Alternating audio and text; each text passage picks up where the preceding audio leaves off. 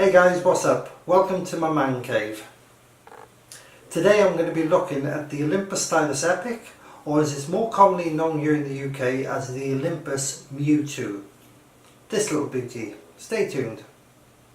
So guys, this is the Olympus Stylus Epic, or as it's known here in the UK, the Olympus MJU II. These cameras were produced between 1997 and 1998. And I believe around 3.8 million copies of this particular camera were sold.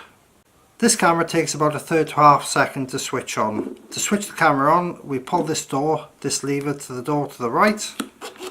There you go, the camera's on.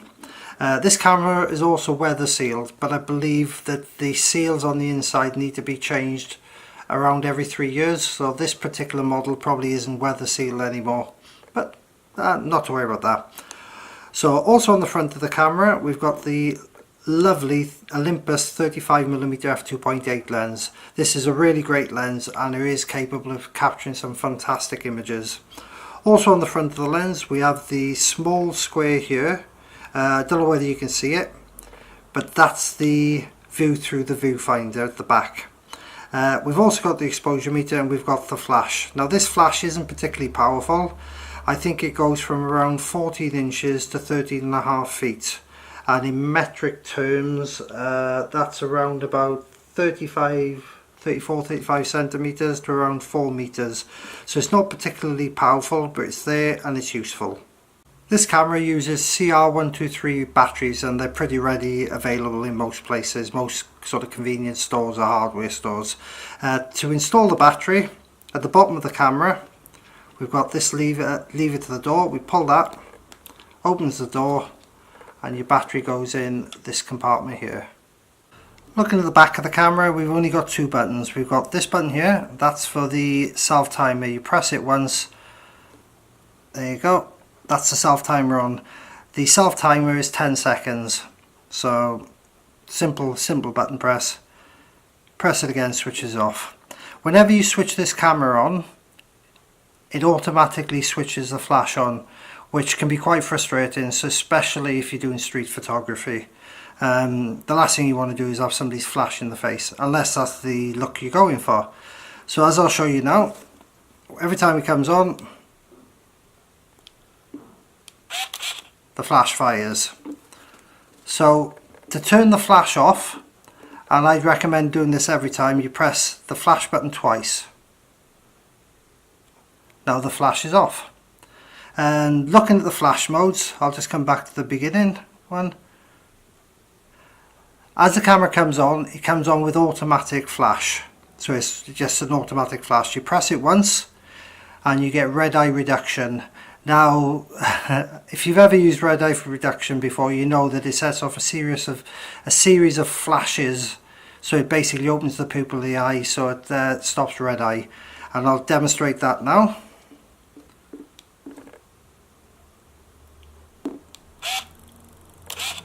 So as you can see there's loads of flashes. It's not something I particularly use, but it's there. The next sequence of the flash is flash off. Press it again, there you are, that shows you the sign of flash off. The next flash is fill flash, which speaks for itself. It fills in with some flash.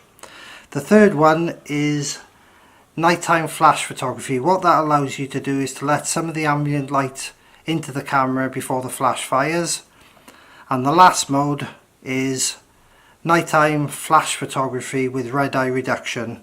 So again, it lets ambient light in, but then it sends off a series of flashes to open the pupil to stop the red eye. And then press it once more and it goes back onto auto flash mode. The viewfinder for me is a little bit small. Being a left eye shooter, I sometimes struggle to line my eye up with the actual viewfinder. But once it's lined up, it's fine. I can see through the viewfinder, no problem. The camera itself uses a half press focus method. So when you press the button down halfway, it locks focus and then fires, and then you can fire the camera. When you look through the viewfinder, it's got a green light and an orange light. The green light is for your focusing and the orange light is for your flash. If the orange light is permanently on, that means the flash is ready and good to go. That's if you've got the flash switched on. The green light confirms focus. So if it starts flashing, it either means you're too close to a subject or you haven't locked focus. Also, when you look through the viewfinder, there's a big cross and you center the point you want to focus on the cross, and then you recompose and fire. The last thing to mention with this camera is it's also got a spot meter. So if you press these two buttons together, let me just check. I don't know whether you can see it there, but in the top left corner you'll see the spot meters come on. And if you want to turn it off, you press those two buttons again.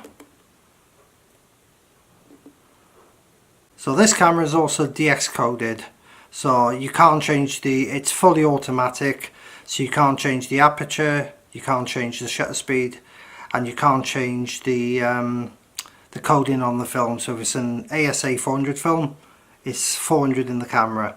To load the camera with a film, there's a little switch on the side just there, and what you do is push down, or pull up, sorry, and that releases it. And the film goes in this side of the camera, you pull it over, you line it up. When you close the camera, it automatically winds the film on. So as always guys, I'm now going to show you a series of photographs I've taken using the Olympus MJU II.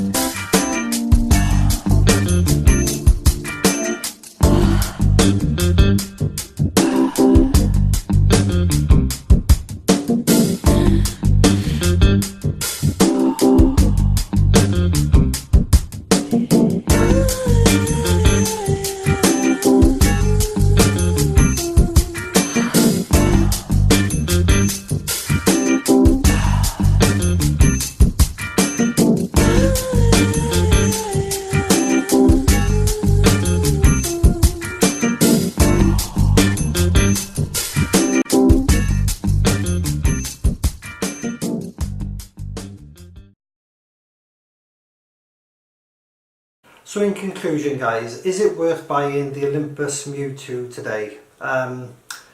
Well, if you want a really small pocketable 35mm camera, I mean look at the size of it.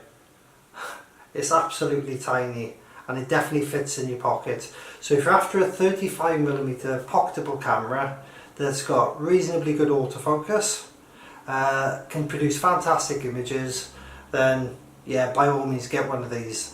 I've recently looked on eBay and these are selling between £80 and £150, £160. So it's quite a lot of money for a point and shoot camera. But like I say, the beauty of this camera, it's got the amazing 35mm f2.8 lens by Olympus, and it's able to produce some fantastic images. Anyway, hopefully you've enjoyed this video. If you liked the video, click the like button. And if you want to see some more content, please click subscribe. Hope you have a great week, have a great weekend, and I'll catch up soon. Ciao for now.